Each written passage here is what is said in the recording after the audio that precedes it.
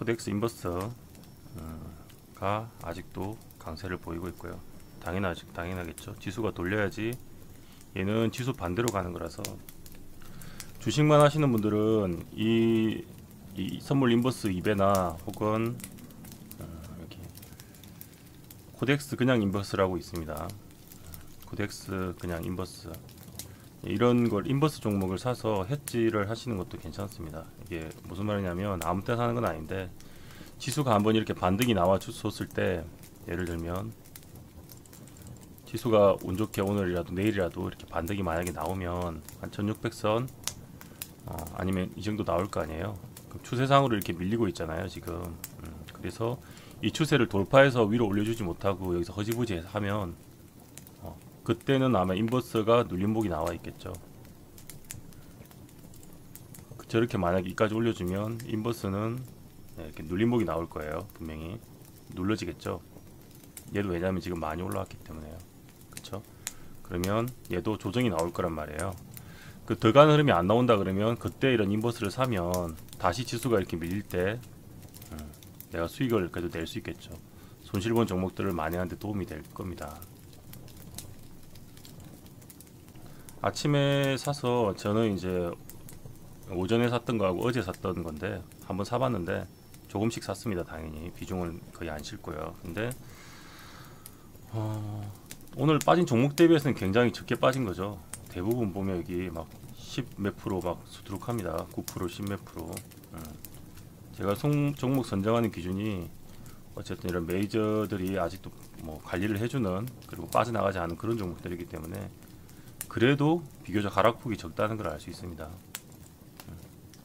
장이 이렇게 폭락만 안 했으면 수익이었겠죠, 저 종목들도. 근데 오늘 너무 말도 안 되는 서킷 브레이크가 걸릴 정도로 폭락을 했으니까. 지금 장은 사실 종목들이 종목들이 문제가 있는 장이라기보다는 시황 자체가 문제가 있는 거잖아요. 그러니까 이제 종목만 보고 있으신 분들은 사실은 종목 상으로 보면 다 싸잖아요. 비싼 종목이 하나도 없어요. 다 쌉니다. 저평가되고 막 웬만한 이렇게 우량주들은 다 싸요. 우량주가 아니라도 막 적정되는 기업 정도만 아니면 지금은 다 싸다고 볼 수 있습니다. 그래서 종목의 문제는 아닌데, 지수가 이렇게 많이 빠졌을 때 전 세계 시황을 생각을 못하고 종목이 싸다고 계속 잡았던 사람들은 지금 굉장히 뼈아프겠죠. 우리나라 장은 제대로 된 반등도 못 나오고 지금 밀린 거라 이렇게 볼 수 있죠. 참고로 왼쪽 윗창은 이거는 미선물 창입니다. 이 왼쪽에 위에 있는 거는 지수가 미선물하고 거의 동기화됐다시피 요즘에 움직이고 있기 때문에 그걸 참고하시면 장중에 매수나 매매 타이밍, 그리고 뭐 시장이 더 빠질 건지 그런 거에 대해서 볼 수 있기 때문에 미국 선물창을 참고하면서 주식을 하시기 바랍니다. 우리나라 장 같은 경우는 거의 제대로 그 파동을 나오지도 않고 빠진 거예요. 지금 이렇게 나왔으면 사실 이 정도 폭에서 여기서 반등이 좀 나와줘야 되는 게 맞는데 반등폭이 많이 못 미쳤죠. 원래 이렇게 돼야 되는데, 이거 이유는 미국장은 그래도 어느 정도 파동을 그리면서 내려왔는데 한국장은 이렇게 된 이유가, 우리나라는 기본적으로 지금 정부가 정시 부양책 같은 게 좀 그런 게 좀 많이 느리죠. 약하고. 그래서 원래 부양책 같은 게 나오면서 반등을 주고 밀리고 이렇게 해야 되는데 그런 게 좀 안타까운 부분이죠.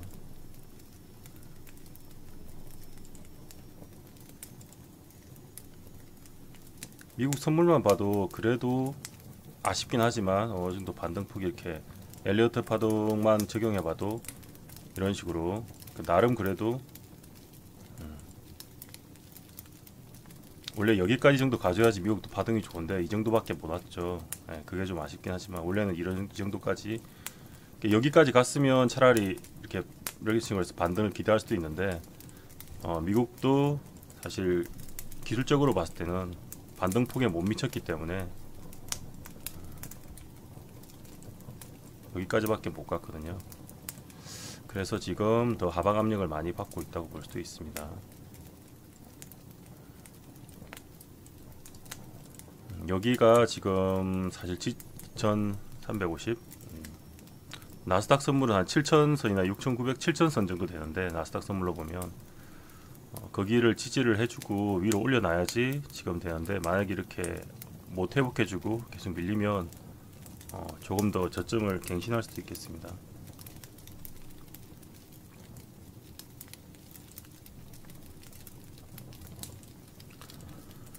미국 트럼프가 낼 수 있는 부양책은 웬만한 건 거의 다 쓴 상태고 오늘 상승폭도 거의 유럽에서 부양책이 나왔다는 뉴스를 올렸는데 어디까 그리고 다시 밀렸죠. 올렸다가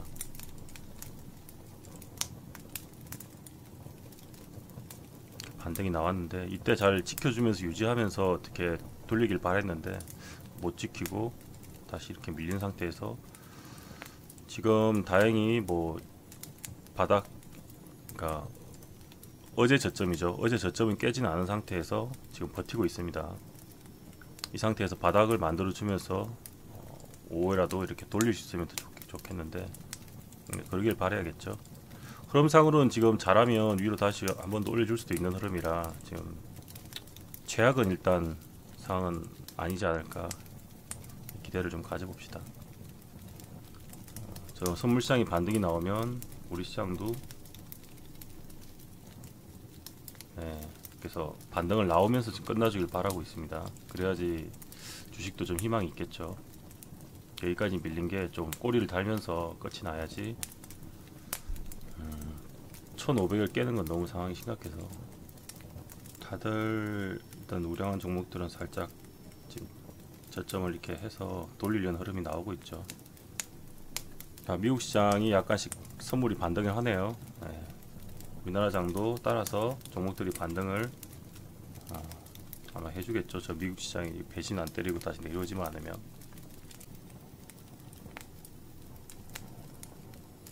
그분들도 다 뭐 자기 나름대로 장점이 있는 분들이죠. 창원TV 그 시청자 그분은 되게 인기도 있고 물론 실력도 있으신데 제가 생각하기로는 초보들이 봤을 때 약간 위험하지 않나 생각도 들어요.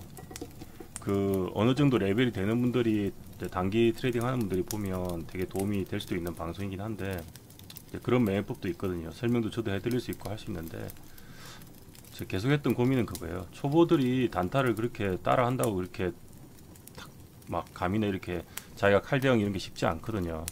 근데 그런 거 잘못해서 물리면 이제 그분이 다룬 종목들이 대부분 세력주예요. 큰 세력주, 우리 급등주, 테마주 많이 다루시거든요. 근데 그런 게 대응을 못 해버리면 엄청나게 밀릴 때는 빠져버린단 말이에요. 오히려 초보분들이 보기에는 위험할 수도 있다는 생각이 들어요. 그분이 실력은 있는데 사실은 어느 정도 중급자 이상에 맞춰진 레벨이라고 생각돼요. 저는 선물은 다행히 저점을 높여가고 있네요. 그렇죠. 깨지 않고 이대로 반등이 좀 나오면 좋겠는데 우리 주식시장이라도 좀 꼬리가 나오면서 끝나야지. 오늘 말도 안 되게 밀려가지고 1500이 깨인다는 거는 굉장히 심각한 거니까 만약에 우리 정부가 대응이 아무리 늦어도 분명히 이렇게 만약에 끝나잖아요. 그러면 진짜 아무리 늦은 정부라도 뭔가 부양책을 내놓겠죠. 설마 이렇게 했는데도 안 내놓으면 진짜 이건 정부가 진짜 문제가 있는 거고 지금 미국도 그렇고 유럽도 그렇고 부양책이 나오고 있잖아요. 우리나라도 나와야 되죠. 아니면 1500이 깨졌는데 그렇게 해서 여기서 한 반등을 한번 주고 다시 밀리더라도 줘야 될 것 같아요. 간단해요. 이 레버리지 같은 경우는 여러가지 몇 개 있긴 한데 크게 얘기하면 그냥 지수가 얘는 전체 지수가 그냥 올라가면 수익이 나는 거고 인버스는 반대 개념이에요. 우리 해선에서 매도 치는 것처럼 지수가 빠지면 수익이 나는 거예요. 그걸 인버스라 그래요. 그냥 인버스 붙으면 얘는 이제 코덱스 200 인버스라고 아마 200이 붙은 이유는 코스피 종목 중에서 이 설명이 있는데 아마 200개 우량한 200개를 뽑아서 거기서 하든지 뭐 그런 식일 거예요. 이 설명이 설명 한번 볼까요? 진짜 뭐라고 되어 있는지. 코스닥 아니면 코스피일 텐데 자 리버스 마켓 나오고 여기 기업 정보 눌렀어요. 기업 정보 그러면 이렇게 설명이 있겠죠. 코스피 200 지수 코스피 200 지수를 가지고 코스피 200 종목들이 이제 움직이는 흐름이 보는데 얘는 코스피 200이 떨어지면 200 지수 자체가 떨어지면 수익이 나는 구조죠. 근데 레버리지를 조금 크게 해서 얘는 2배로 움직인다는 얘기예요. 2 곱하기 돼 있잖아요. 2x. 그럼 2배만큼 움직이니까 좀 변동폭이 더 크겠죠. 얘 말고 한 배 움직이는 건 여기 있어요. 코덱스 인덱스라고, 그냥 인덱스. 얘는 한 배 움직이는 거고요. 그러니까 얘는 오늘 오름폭이 7%잖아요. 7%. 그리고 이런 것도 있어요. 코스닥 종목을 기준으로 하는 것도 있거든요. 코스닥 150 선물 인버스라고. 얘도 7% 올랐죠. 그러니까 원래라면 7%가 올랐어야 되는데 얘는 뭐냐면 14%가 올랐잖아요. 얘는 2배 인버스라서 그래요. 2배 버리지로 움직이니까 14%가 오른 거고, 나머지 인버스는 7% 올랐죠. 이건 이제 자기 취향대로 하시면 돼요. 조금 변동폭이 큰 걸 하고 싶으면 이 2배로 하면 되고, 아니면 이런 기본으로 하시면 되고요.